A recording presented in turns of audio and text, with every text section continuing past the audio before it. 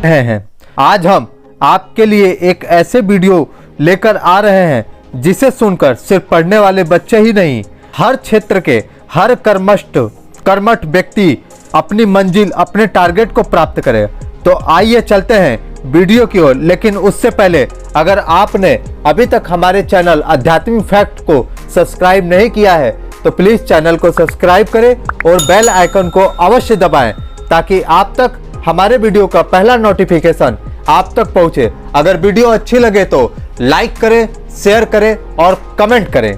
तो आइए चलते हैं उस वीडियो की ओर। जीवन में आगे बढ़ो, पीछे क्या हुआ सब भूल जाओ। यहाँ पर कोई आपके अलावा आपका हितैषी, आपका साथी नहीं है।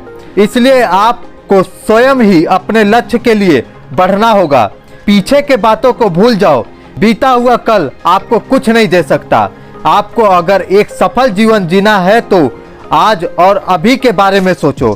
सूरज की हर पहली किरण आपको नया भविष्य देने के लिए आता है। नए जोश और जुनून के साथ अपने भविष्य अर्थात अपने लक्ष्य के लिए नए जोश के साथ बढ़ें। यही आपको जीवन में आगे आपके मंजिल तक पहुंचाएगा।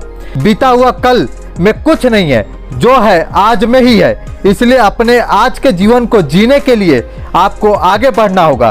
कोई आपको गिराता नहीं है, वो तो बस आपको एक नए जोश के साथ बढ़ना सिखाता है। प्रकृति से सीखो।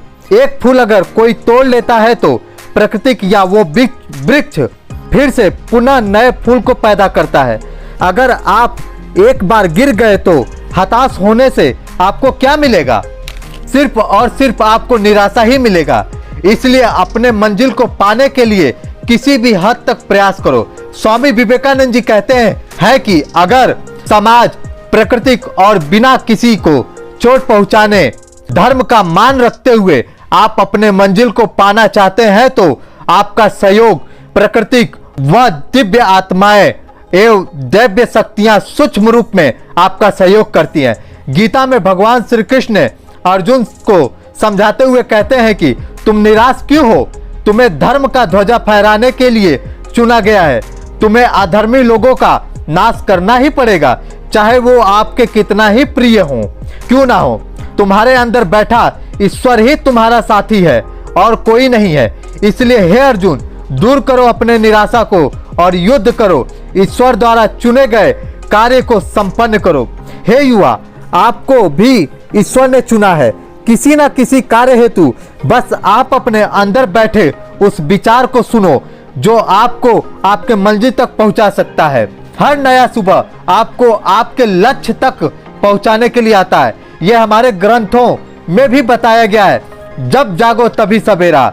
इसलिए बीते वक्त को छोड़ो और आज के एक नए सवेरे अपने लक्ष्य को चुनो और लक्ष्य को पाने के लिए हर नई सुबह एक नई ऊर्जा से तैयारी करो। आपका लक्ष्य आपके सामने है, बस जरूरी है कि आप अपने लक्ष्य को ही हमेशा देखो, उसी के बारे में सोचो और उसी के लिए निरंतर प्रयास करो। ये कभी मत सोचो कि तुम्हारे साथ ऐसा क्यों हुआ, ईश्वर ने हमारे साथ ही ठीक नहीं किया। मर्यादा पुरुषोत्तम भगवान श्री राम ने स्वयं श्री रामचरितमानस में कहते हैं कि काल ही कर्म ही ईश्वर ही मिथ्या दोष लगाई। अर्थात मनुष्य पृथ्वी लोक पर जो भी पाता है तो उसे अपना दोष ना समझकर समय पर, कर्म पर और ईश्वर पर झूठा दोष लगाता है। इसलिए हे युवा, दोष लगाने से कुछ नहीं मिलने वाला। आप अपने भविष्य के स्वयं निर्माता हैं, कोई और नहीं है। इसलिए अपने मंजिल को पाने के लिए 10 गुना रफ्तार से प्रयास करो। चाहे कोई भी आपको रोके, लेकिन आप कभी भी रुको मत, सदैव आगे बढ़ो। इसलिए हमारे ऋषि मुनि ने हमेशा कहा है, चरैवेति चरैवेति। अपने लक्ष्य, अपने मंजिल के लिए सदैव चलते रहो। आपको आपका मंजिल आपके सामने ही मिलेगा और आप अगर सदैव प्रयास कर रहे हो तो आपका मंजिल आपके कदमों के समक्ष आके खुद चल कर आएगा।